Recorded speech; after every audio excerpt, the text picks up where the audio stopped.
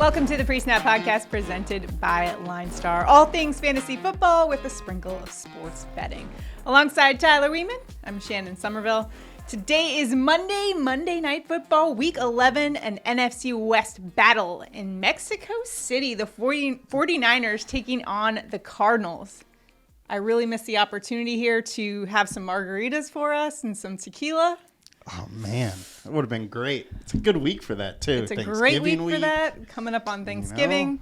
But a great matchup in this one. Maybe one of the better Monday Night Football games that we've seen. We've got the 49ers. Although, I mean, that's not saying much, right? So we got the 49ers who have one of the best defenses in the NFL. And their offense not too shabby either, with a ton of weapons, including Christian McCaffrey, Deebo Samuel, George Kittle, to name a few. Now, on the Cardinals side of things, they are without Kyler Murray in this one, as he is out with a hamstring injury, I believe. So it's Colt McCoy who will be taking over.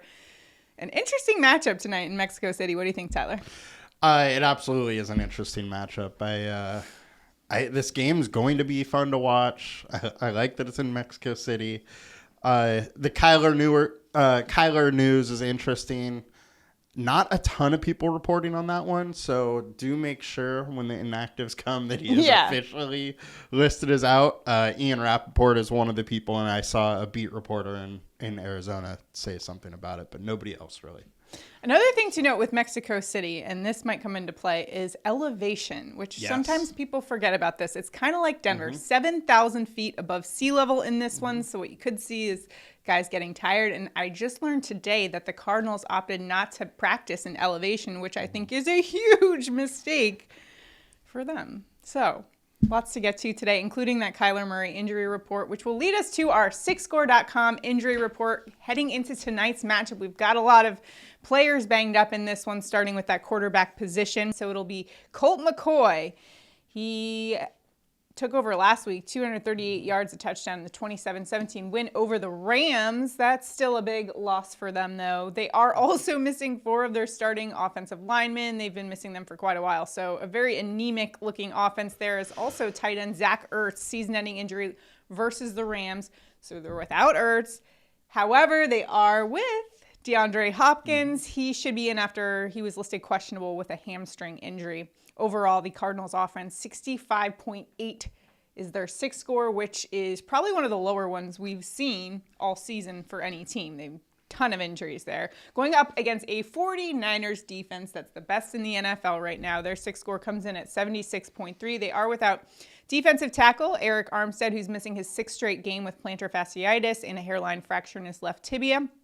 Defensive tackle Samson Ebukam, questionable quad and Achilles injuries. So when you look at that matchup, Cardinals offense, 49ers defense, what stands out to you in terms of the injuries for fantasy? Man, both these sides are so beat up. Yeah. The interesting part is obviously Zach Ertz. He just left, so Trey McBride is stepping in and going to take in most of the work there, so that's obviously interesting. And for the Cardinals defense, they're without cornerback Byron Murphy, who will be out in this one. Overall, the 49ers offense fairly healthy, 90.7 is their SIXScore, while that Cardinals defense, 83.8. So some injuries to note there. And again, just double check before the game starts. Make sure everything is squared away on the injury front before you place any of those bets. Now let's get to our daily fantasy report projections for today. Week 11 Monday Night Football. Let's start off with the 49ers. And quarterback Jimmy Garoppolo, who I was shocked to find out today. Guess who ranks 3rd among all quarterbacks in DVOA? You guessed it. That's your boy, Jimmy G. He's been solid this season. He has been. Doesn't turn the ball over. Plays fairly efficiently. Oh, yeah, and he's basically got the keys to the Cadillac in this one with all of the offensive weapons that he has. Is he an option tonight for daily fantasy? He's absolutely an option. He's in a really good spot. He has a ton of weapons, and he's actually been kind of good. So he's not going to, absolutely set the game on fire and totally take over the game himself, but he will get what's gotten for him or what's given to him. And Shanahan just routinely puts his quarterbacks in a position to succeed. And Jimmy G should do just fine. He's ahead of Jalen Hurts and Josh Allen in that defensive value over average stat. Tua and Mahomes are 1-2 there. He's also 6th in QB rating. I just think it's wild that he's so kind of overlooked. Granted, he does have an offense that has, Christian McCaffrey, George Kittle, Deebo Samuel, et cetera, et cetera, et cetera. It's interesting that Tua is above him just because it's very similar offenses. Right. Did you see the clip of Jimmy G at the Warriors game? Oh, yeah. It was cringeworthy. Do you want to describe that scene for us? Where all of the cheerleaders came up and lined up single fashion just to say hi to him. And George Kittle and Christian McCaffrey were both sitting on either side. They wanted no part of that. They went straight for Jimmy G. That was pretty funny. Hilarious. I mean, hey, they know that he's third in DVOA. I'm sure that's what it is. I am sure that's what it is. Nothing to do with anything else. All right, speaking of CMC, who was in attendance at that game, even though the cheerleaders didn't notice. That was just wild. He's averaging 96 total yards per game this season. Now, his rushing numbers, he's had less than 40 in 2 of the 3 games that he's been with the 49ers. However, I think that's just kind of speaks to how diversified this offense is and their game planning and all of the different stuff that they're doing with so many weapons. How do you see him tonight going up against an Arizona Cardinals defense that ranks 18th in rush defense DVOA? Yeah, I mean, I think CMC's in a great spot. Shanahan, like with Jimmy G, he's going to put CMC in the spot to succeed. They're going to try and design pass plays and stuff to get CMC into space. So I expect to see a lot of that, and probably CMC, just as he becomes more familiar with the offense, just get better and better. The one concern is that Eli Mitchell ate into his workload big time last week. He only had 18 touches last game, whereas the week before he had 26. And that was without Mitchell. So it is something to watch here. But honestly, in 18 touches, CMC can do plenty. This is what I'm wondering with the running backs in general tonight, is with that elevation, are they going to do more split because get guys some oxygen on the sideline, or how is that going to work? Are they going to be able to handle it? And you did bring up in the intro here that it's at 7,000, where Denver's at 5,000. So it's even higher than Denver. It absolutely will have an effect. Now, these guys are top tier athletes. I'm telling you, I have spoken to athletes who've gone to Denver, and they're there's a difference. It is a big difference. There is a difference, absolutely. But they're going to still play, I think, close to their normal workload, especially the running backs when they're splitting carries. Yeah, I remember there was one, Chandler Jones' brother, Arthur Jones, was telling me that anytime he went to Denver, he would get nosebleeds. It was just the worst thing. So it's just a lot of different things to acclimate when you talk about the altitude there. But hey, if anyone can handle it, I think Christian McCaffrey, he can handle it. So can Deebo Samuel. He's been awesome this season, although he hasn't put up quite the explosive numbers, and you haven't exactly seen the speed. He has dealt with a couple injuries here and there. He's averaging 72 total yards per game. And he's actually going up against an Arizona defense where they have done well is against wide receiver 1s and 2s. Where they've struggled is in the passing game against running backs and tight ends. So Deebo Samuel might not have the most favorable matchup, statistically speaking. What do you think? Yeah, I agree. I mean, Deebo is good enough that he can literally break any slate. And to your point, too, they'll line Deebo up in the backfield sometimes, so he could still beat them out of the backfield. That's true. He's not your typical wide receiver 1. Yeah, but I do have major concerns with his workload.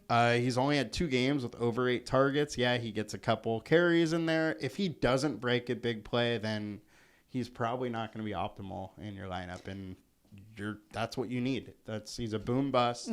He needs the big play, or it's not going to happen. The next guy, Brandon Ayuk, wide receiver, I feel like who's maybe gotten a little overlooked this season. Watch out. He's racked up over 80 receiving yards in the last 4 games, 3 touchdowns in that span as well. What do you like about Brandon Ayuk tonight?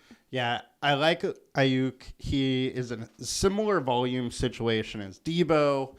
A little more targets, less carries, but way cheaper. Yeah. So I really like Ayuk here. He has a little bit better matchup as a wide receiver 2 than Debo does as a wide receiver 1, but not a significant difference.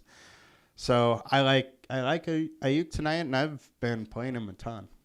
And one position that will have a nice matchup here tonight is going to be tight end George Kittle. Now, he's averaging 42 yards per game. It's been a little bit of a roller coaster for him in terms of his output. So 98 yards 3 weeks ago against the Chiefs, had a monster game. Then he had 39 against the Rams, 21 against the Chargers. However, he's going up against an Arizona defense that ranks 30th in pass defense DVOA versus the tight ends. Kittle could be in an awesome spot tonight. What do you think? Yeah, they've been terrible versus the tight ends, allowing almost 72 yards per game to the tight end, ranks 31st. The issue, though, is volume. Just like it is for Debo and for Ayuk, they have so many weapons that are really spreading the ball around. Ayuk only has 2 games over 5 targets. So I said Ayuk. Kittle only has 2 games over 5 targets. So volume is a huge issue. When they force him the ball and make sure they get it to him, he's been really good, but he'll just disappear for games. And we don't really know when that's going to be. We'd expect Kittle to get some work today just because of the Cardinals being bad versus tight end, but you got to worry about the volume. All right. Now, who do we have for sleeper picks on the 49ers? So you mentioned that wide receiver 1 and 2 have had a rough time. You have Juwan Jennings, wide receiver 3, Ray McLeod, who's just a big play threat, which in these showdowns is always kind of interesting. And then Elijah Mitchell. I don't think he's going to get enough ownership with the role that he seems to have in this game. All right. So some good plays on the 49ers. Let's take a look at the Arizona Cardinals and your underdog, starting with quarterback Colt McCoy in this one. He did have 238 passing yards and a touchdown in the win against the Rams, and he is 3-1 when he's had to start for them. Not too bad. What do you see from him tonight? Yeah, he's absolutely a serviceable quarterback, and he's going to keep the Cardinals in the game to be able to win. Is he going to set the game on fire? No, but he's going to get kind of what's given to him. So I like him. I don't love him. Yeah. San Francisco defense allowing the fewest yards per game in the NFL right now. It's kind of hard when you're looking and evaluating these Cardinals players. Yeah, their secondary has got beat up a little bit, though. So. All right, let's take a look at the running back situation for James Conner. He had 69 yards, 2 touchdowns against the Rams last week, and although the 49ers allow the second fewest rush yards per game. What do you imagine happening here with Conner in daily fantasy? So I really like the James Conner workload. They let go of Eno Benjamin. They don't really have a solid backup now. It is going to be the James Conner show for the rest of the season here. So I love that. I expect him to be involved a ton, both in the passing game and the running game. I just don't know if this offensive line is good enough to create holes for him running, and so he's going to have to likely do it through the passing game. Speaking of the passing game, can't not talk about wide receiver DeAndre Hopkins, averaging 99 receiving yards per game. He's been awesome since he's been back from his suspension for PEDs, and he's been a real spark plug for this offense, going up against the San Francisco defense that ranks 15th in pass defense DVOA versus wide receiver 1s. Now, Hopkins hasn't faced a team that's higher than 25th in pass defense DVOA. What do you see for Hopkins tonight? I love Hopkins tonight. He is my favorite wide receiver to target in this game, him and also Rondale Moore. He had 14 targets last game. So even without with McCoy, he was looking at him nonstop. I like Hop. He's had a ton of targets this entire year. I expect that to continue. Yeah, he's been awesome. And on my fantasy team, so we like to see that production. How are the Shandogs doing? We don't want to talk about that. Let's talk about wide receiver Rondale Moore, though. He's got over 90 yards 2 of the last 3 games. And going up against a San Francisco pass defense, they're still pretty good, 10th. So, again, you're going up against a good defense, but as you said, if there's any area to target on this defense, it's probably through the passing game. What do you think about Rondale Moore? Maybe a cheaper option. I really like Rondale Moore. Cliff Kingsbury seemingly has finally figured out that Moore is a good slot receiver. He's a good receiver, and he's been trying to get him the ball. 13 targets last week. McCoy was hitting him early and often. I really like it. I love the usage, and he's had a really good couple stretch games. Who you got for sleepers on the Cardinals? Not that much of a sleeper because he's probably going to be pretty high owned. Is Trey McBride. He's the tight end stepping in for Zach Ertz. Steven Anderson will also probably get some of that share, so he will actually be a sleeper. And then you got to throw in AJ Green. All right. You like AJ Green? Yeah, Go Dogs. He's all right. Just saying. Big win over the weekend. He's not undefeated. What he used to be. He was a beast in college. Yes. You can't lie with that. All right. Now, if you are watching us on YouTube, make sure to like this video, subscribe to our channel, and sign up for those notifications. And all of that projection stuff that we just talked about, it is available to you on the LineStar app, linestarapp.com. Check it out for all of our projections. And, of course, a lineup optimizer. If you're just so lazy and you're like, I want to win, but I don't want to do any research, just click the good old optimizer. Now it's time for our touchdown calls of the game. Tyler, who do you have for an anytime touchdown in Monday Night Football Mexico City edition? I'm going to audible. Oh, we're going audible here. I had James Conner listed as my touchdown call. I'm going to switch it. I'm going DeAndre Hopkins. He's just too good. He's getting peppered with targets. He's been looked at the end zone constantly. And I just have issues with that offensive line to pick James Conner. Okay, so everyone take Connor. Yeah, that's pretty much. I'm just kidding. No, D-Hop's awesome. It's probably what's going He's on. a touchdown machine. Yeah. He gets targeted a ton. It's a great call. I'm going with San Francisco 49ers tight end George Kittle, plus 170. Love that plus money right there. And when you're talking about George Kittle, you are talking about a physical specimen who is absolutely explosive, specifically in the yak department, yards after catch. 168 yards after catch this season and 59 yards after contact. Both of those numbers, he's in the top 10 and going up against an Arizona pass defense that ranks 30th in pass defense DVOA. He's physical, explosive. He's the king of the yak. Give me a yak king touchdown for George Kittle. That was a mouthful. That was. A lot of K's in that. Yeah. Not bad. All right, let's take a look at our prop bets. Tyler, where are you going in the prop market? I'm going with CMC over 37.5 receiving yards. 37.7. You can have that too. He's been over in 5 of 9 games this season. He had 24 yards in the first game that he played with San Francisco, and if you remember, that was on very limited snaps. He's been over the next 2. I think Shanahan is going to keep designing him to get into space, and he's going to end up averaging 45, 50 receiving yards a game. So I think 37.5 is just too low. I love my prop next. Ready for this?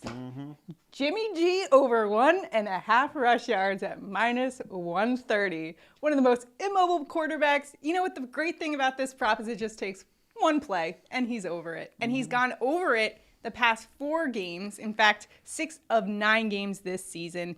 And immobile quarterbacks actually do okay against this Arizona defense. All but one has at least 2 rush yards. In fact, even the notable slowpokes of the NFL, we got Kirk Cousins over 20, and Andy Dalton also had over 20. Give me Jimmy G for a little scamper. Right. Over 1.5 rush yards. I like it.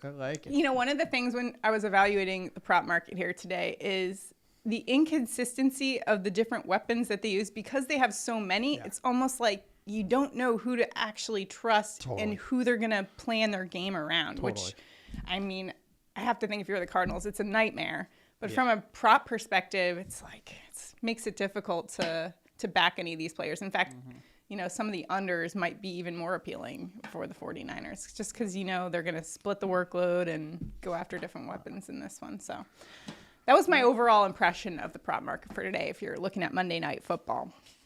Now let's go to our game picks. Tyler, who are you going with in this game? 49ers coming into this one as 9.5. They're the road team in this one, 9.5 favorites.